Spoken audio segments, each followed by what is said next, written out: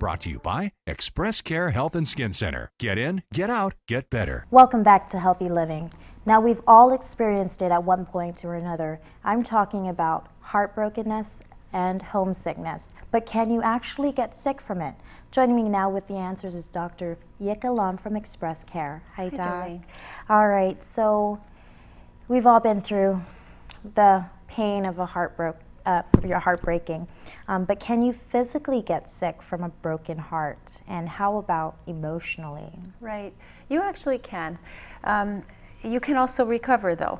So back to the broken heart syndrome, that is actually a disease that was identified in Japan in the 1990s. What happened was there was a widow, her husband passed away, she got sick with a heart condition, and it was actually identified, you know, which part of the heart suffered. She had developed congestive heart failure. She did recover, though. So, and then, you know, they went around the world, discovered many other people have had that too. So you can develop physical symptoms, including illness, from a broken heart. So it's good to know about that, because when you're faced with grief, you feel terrible, but at the same time you should be aware that you're at risk for health problems. So at that point, you want to protect your emotional self and help yourself heal with the support of your family and friends and prayer and anything else that helps you. But you should also take great care with your health. So making sure you sleep enough, making sure you eat properly, make sure you don't drink or take drugs or smoke more than usual.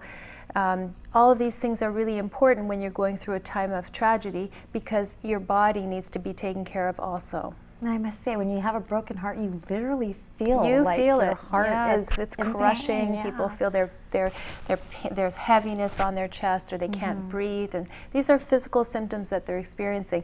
And they might come in to get checked, and we discover that physically they're okay, but we still want to remind them that they're at risk, so take care of themselves. All right, so do you have any tips for those who are suffering a broken heart to ease that pain? I think the most important thing to know is that this too shall pass. As horrible as it is, it shall pass.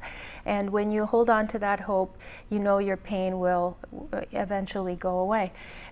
Even though sometimes we feel like we really can't continue on, we do, and we'll survive it. Otherwise, to get as much support as you can from your family and friends. If you're far away from loved ones, that makes it even more challenging, so you need to reach out, join a church or church group, a club. Just don't be alone. Yeah. Now that actually leads us into our next question, our next topic, homesickness.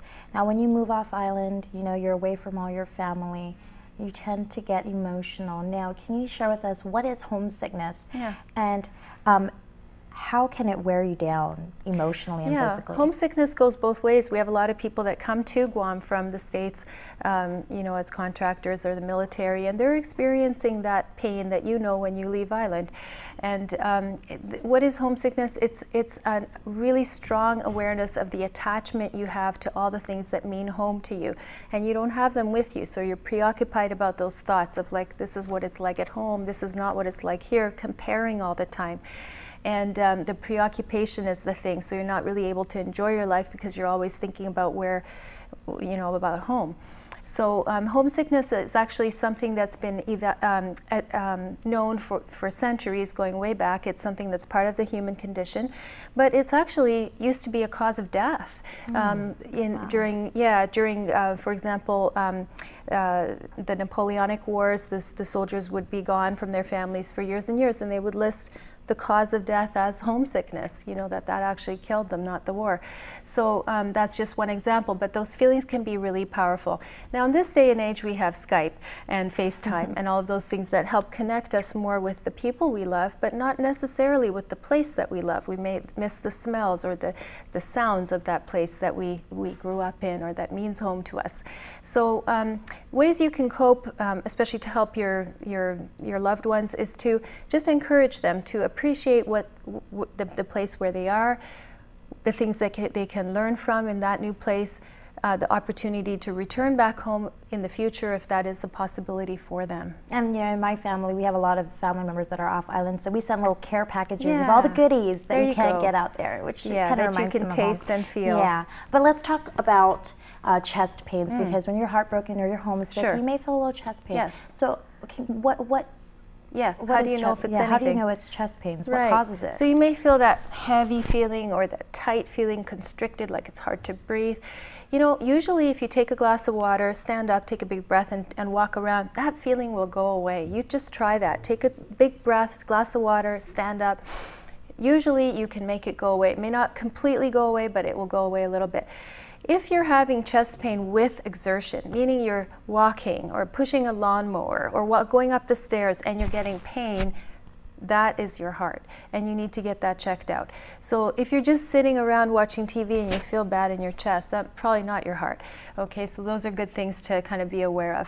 And you can also learn to check your pulse and see how that is, and also observe your thoughts and see, you know, when you're having this pain, are your thoughts roaming somewhere where there's sadness? All right. Now, when you have chest pains, how do you tell if it's not just indigestion or heartburn or something else? Right, it's really hard to tell sometimes because heartburn can feel just like angina, which is, you know, heart pain, or asthma can feel a lot like congestive heart failure. These things can kind of be a little tricky. So as you get to know your own body over time, you can figure it out, but sometimes you really do just need to go get checked, especially if you have risk factors such as smoking, diabetes, family history of heart disease, high blood pressure. These are your 4. One more time: high blood pressure, smoking, family history of heart disease, and diabetes. Those are the top ones that give you a risk for heart attack. Thank you, Doc. Well, stick around. When we return, the doc will answer some of our viewers' questions.